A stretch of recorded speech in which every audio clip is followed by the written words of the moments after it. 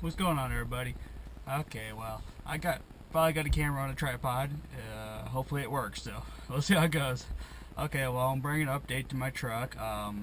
Okay, so far haven't really done much, but I have put a radio in. I've put speakers in. I've fixed my fuel prom. I've done quite a few things. I've painted the dash, of course. I fixed the floors, and I've done quite a few things. So I'm not very good at making videos. So hopefully this is acceptable for y'all, and maybe eventually I'll learn how to make a video. So I am using an Ion Pro right now. It's like a GoPro, and sorry I keep looking down. My screen keeps going blank. If it goes blank, the camera shuts off. So I don't want that to happen. So, okay, all our jib jabber is running pretty good. It's starting a lot better. It still needs a fuel pump, but I found a cheap solution to help fix that. If anybody has heard of vapor fuel, that's what I did, and it's working pretty good.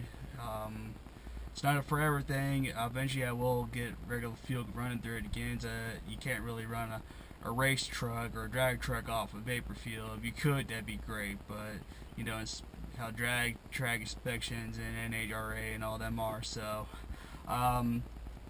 yeah, I'm gonna go ahead and just make it a really badass truck and do some great things with it, and hopefully y'all be able to keep up with me and watch how it goes. It's gonna be a slow process since I'm in the middle of a job right now, so I'm gonna spend the rest of my paycheck I have just to do what I'm doing right now, and get down the road and you get tires and you redo the rims a bit. Is I kind of messed up when I painted them. They started like tearing down. So but I do have vapor fuel, and I will explain how that works for anyone that does not know how it works. Vapor fuel, what it is you can get, I used a gas can. I used a 2-gallon gas can. I filled it with about half a gallon of gas, and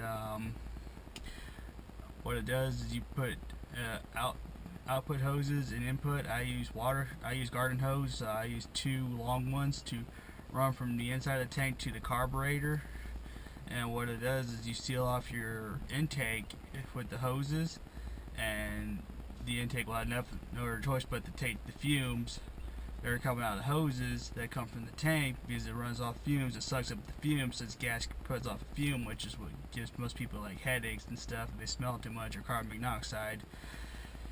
And it takes it in, combusts it, and makes it makes it run. So, and it's a pretty cool method. You gotta have intake hoses. I personally use 2 intake hoses. Most people use 3. Some people go all out, spend $100 making a system. I spent less than, with stuff in my yard, no more than the price of gas, because I already had everything. I had the hoses, the tape, everything. So I shoved it in my carburetor, and I went ahead and made it work, and it's doing pretty good.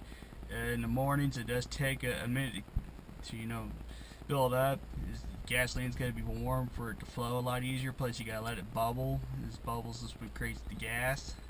So, but right now, since the truck was just running, it'll start right up pretty quick. Okay, maybe not that quick.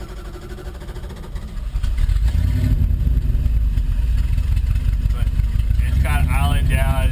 It's trying to build its way up, since that air pressure is trying to run through.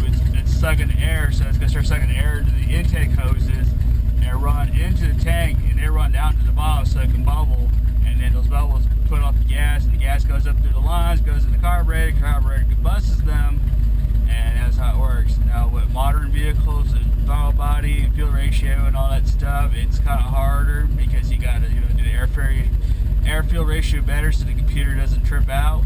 This doesn't have a computer, even though it's the early stages of EFI. It's electronic carburetor.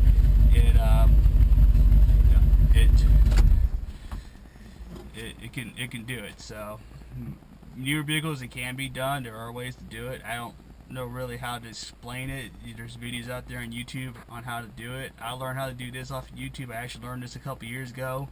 I completely forgot about it to the other day, and then I thought about doing it in my truck since my fuel pump's out, and runs great. So I'll go ahead and do a video on how I set it up. It's kind of crappy, but it's basic and it stays together. So thank you.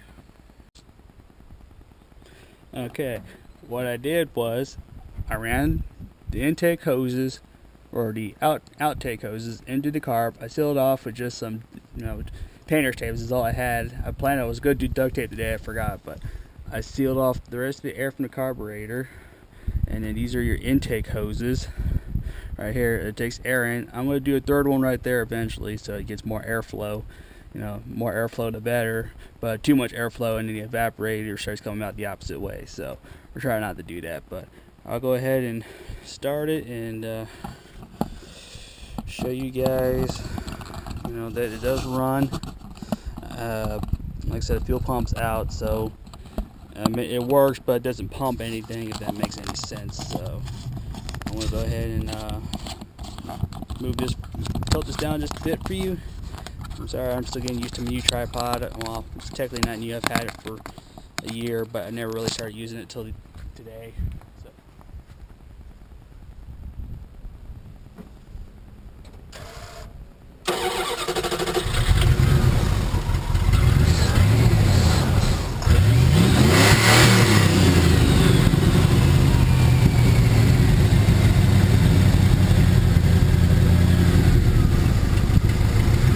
And it does run, it just takes time.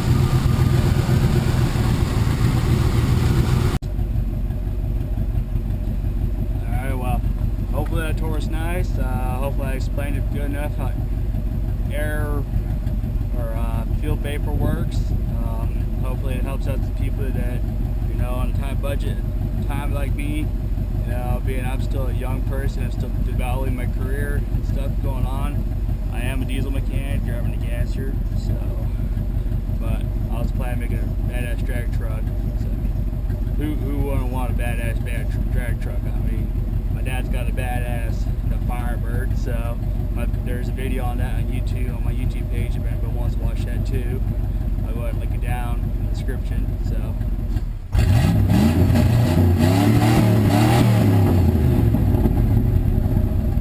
And who can't be intimidated by that? So, yeah, alright, y'all have a good day. Remember to like, comment, subscribe.